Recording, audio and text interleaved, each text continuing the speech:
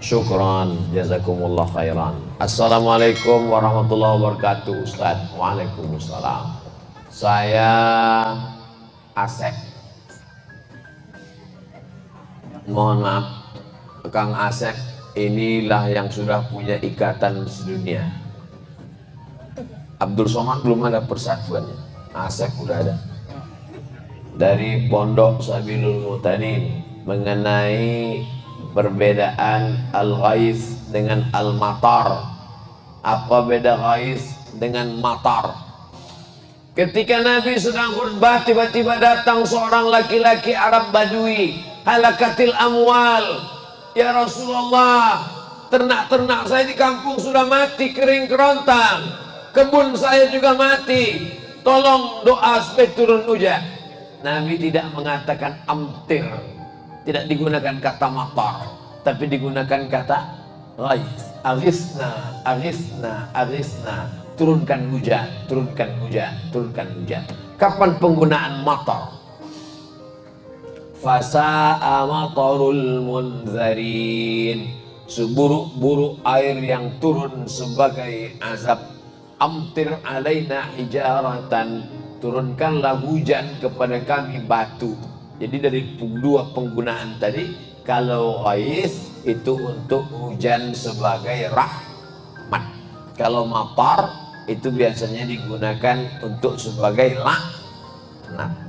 Mudah-mudahan yang turun kepada kita hujan rahmat, bukan hujan laknat. Pertanyaan anak pesantren tuh ya begini, berkualitas, bergizi dia.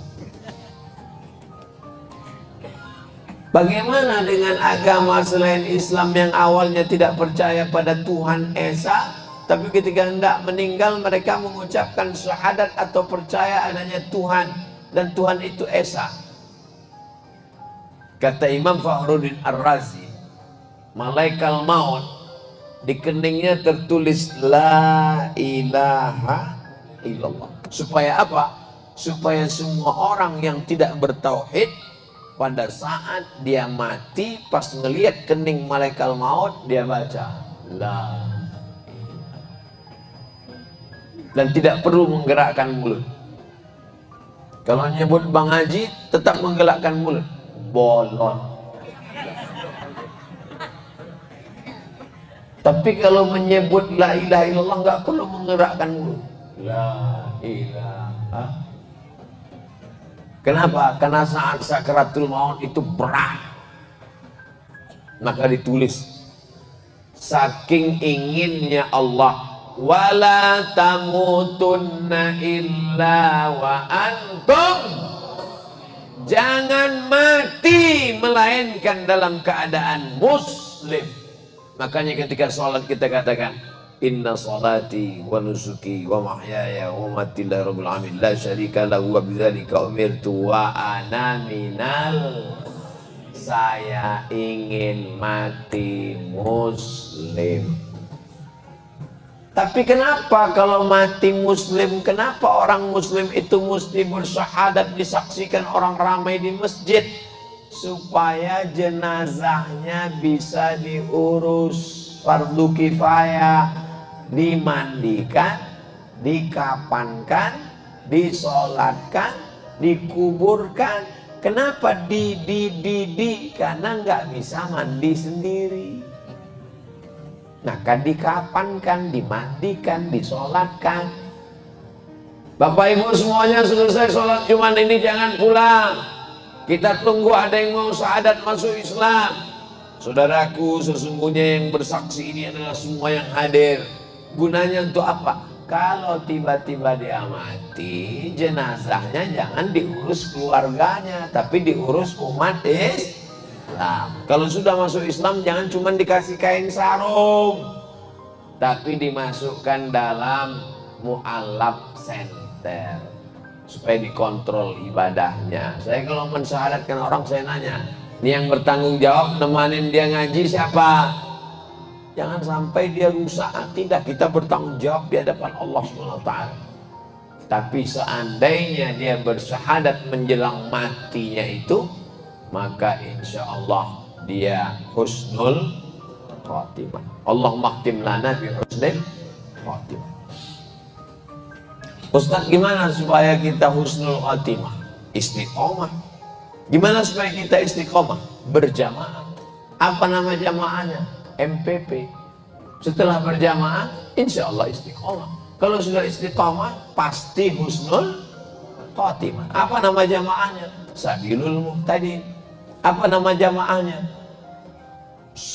Biker subuhan. Zuhur nggak sholat, dong salah. Assalamualaikum WRWB warahmatullahi wabarakatuh. Ustaz. Semoga Allah SWT Subhanahu wa ta'ala selalu memberikan kesehatan dan dilancarkan segala rezekinya hingga akhir hayat. Amin. Saya ingin tanya, sekarang zamannya sosial media. Saya sering kali melihat video ceramah, tausiah, kajian berbagai ustadz, termasuk video ustadz. Alhamdulillah banyak sekali ilmu yang saya dapat. Ini mau nanya apa curhat? Tapi ayah saya pernah berkata kalau belajar itu ada gurunya. Loh, kalau nonton ceramah Ustaz Abdul Somad itu ada apa enggak ada? Ada kan? Saya yakin yang hadir malam ini ingin memastikan bahwa Abdul Somad itu ada di alam nyata. Jangan ngaji orangnya nggak ada. Ustadz Adi Hidayat itu ada? Ada. Gus Baha itu ada? Ada. Buya Yahya itu ada? Ada. Ngajilah yang orangnya ada. Upin Ipin ada? Saya belum ketemu. Tapi saya pernah bilang, katanya belajar agama itu harus ada gurunya, harus bersanad untuk dipertanggungjawabkan kelak.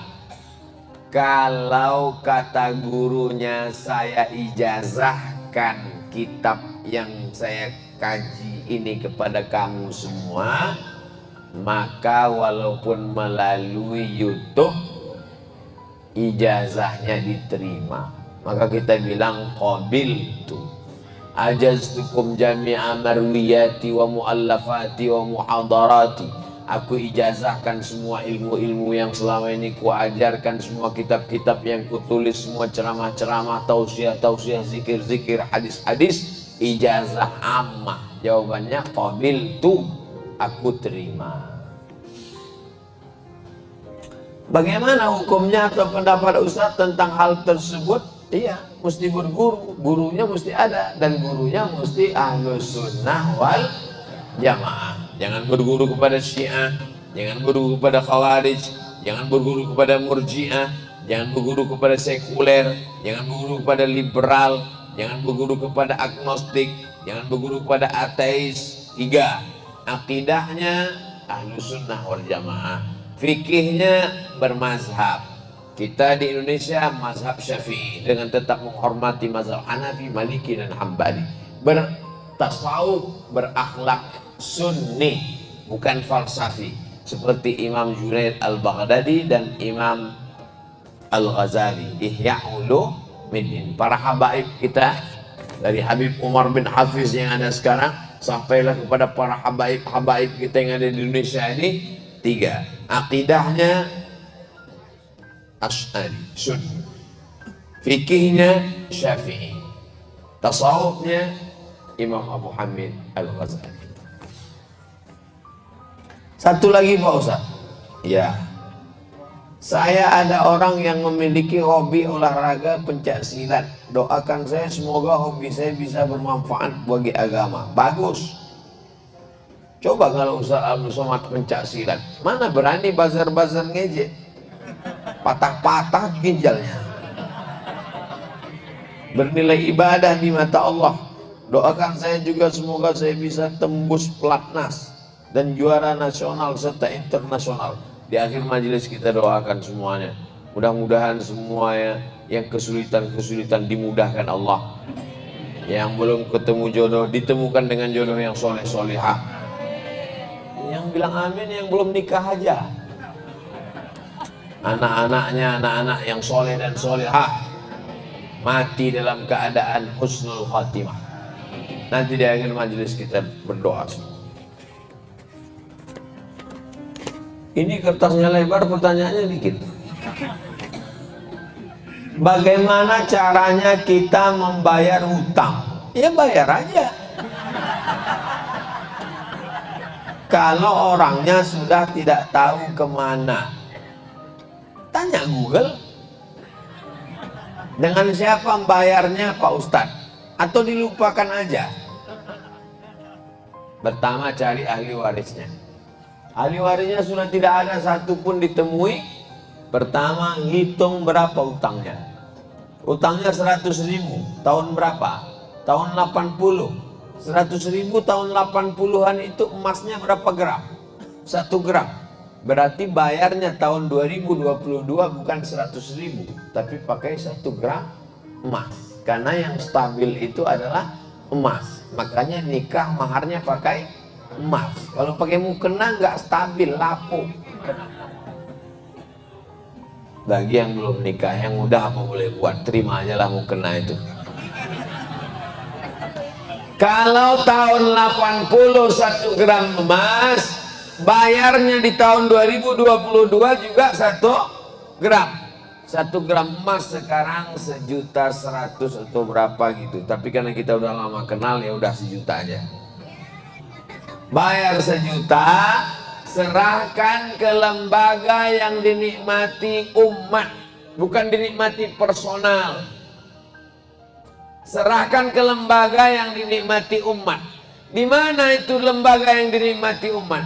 Pondok Pesantren Sabilul Muhtadin. Nah, ini yang ragu mau bayar kemana? Nah, selesai ini sebelum setan datang, alladzi waswisu fi sudurin nas minal jinnati wan nas, segera temui Habib Jamal Al-Amudi, serahkan. Inilah dia beberapa keping uang emas. Berapa semuanya? Ya sekitar 3 ton lah. Insyaallah berdiri masjid insyaallah. Amin ya rabbal alamin. Begitu caranya bayar utang. Jangan sampai mati belum bayar hutang, maka dia terkatung-katung tapi nggak ada roh.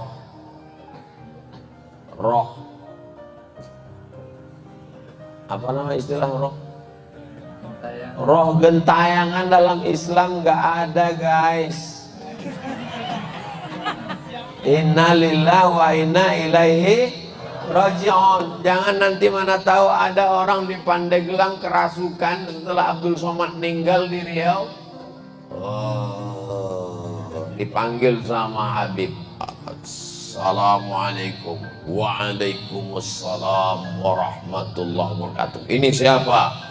Saya Ustadz Abdul Somad. Itu bukan roh saya. Roh sudah kembali menghadap Allah SWT. Lalu itu siapa? Itu adalah jin qarin. Karena setiap manusia yang lahir itu didampingi oleh jin qarin.